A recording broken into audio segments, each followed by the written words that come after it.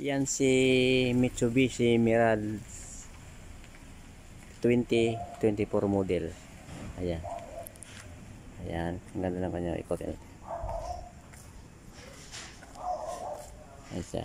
Yung tagiliran niya. Ayan ang marks niya. Ayan. Ayan siya. Ayan. Yan ang harap niya. Yan. Ganda, di ba? Ngayon, i-review naman natin yung loob niya. Pasukin natin, tingnan natin i-review natin. Sa mga nakakaalam na, scroll nyo lang. Pero ito para to sa mga gustong bumili ng Mirage. I-review natin sa loob. Ito palang susi niya. Yan o. Yan, ngayon review natin. Ayan. Ayan ang pinakaloob niya. Ayan, kuha na rin siya, matic. Ayan o. Matic na rin siya. Ayan, kumpleto may aircon. Saka ang ganda ng mga upuan. Ayan.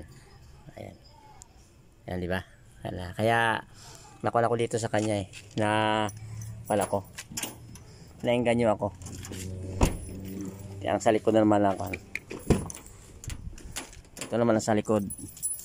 Nakubuhan niya. Ayan. Ayan. Ayan.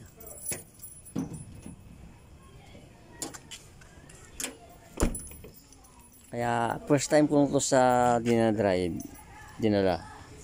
Nagustuhan ko na talaga siya. Ayan. Ang ganda ng performance niya pagdating sa takbuhan.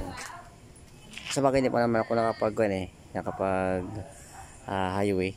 Dito lang ako sa amin sa division pag ginagamit ko sa paghatid sundo sa aking mga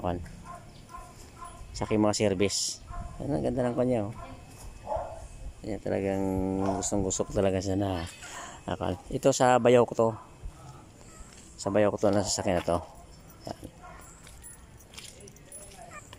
Pagdating naman ito sa likod, ito.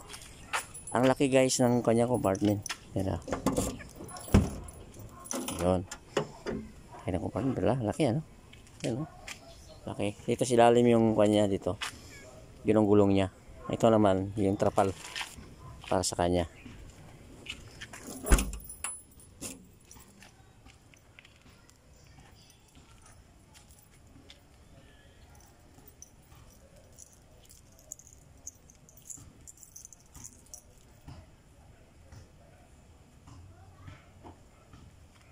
Well,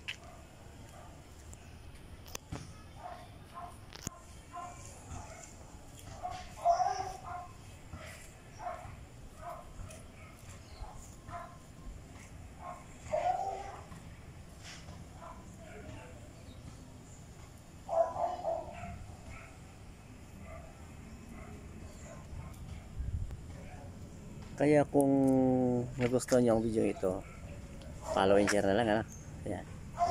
Ayun hapon nagpagawa na ako ng tricycle. Sige lang ako ipagawa. O papalit ako ng sprocket. Bye bye. Ingat kayo. Good luck na lang sa mga gustong kumuha ng Mitsubishi Mirage 2024 model. Bye bye. Ingat. Maraming salamat sa inyong lahat. At saka shoutout pa sa aking followers at sa aking mga subscriber. Bye bye.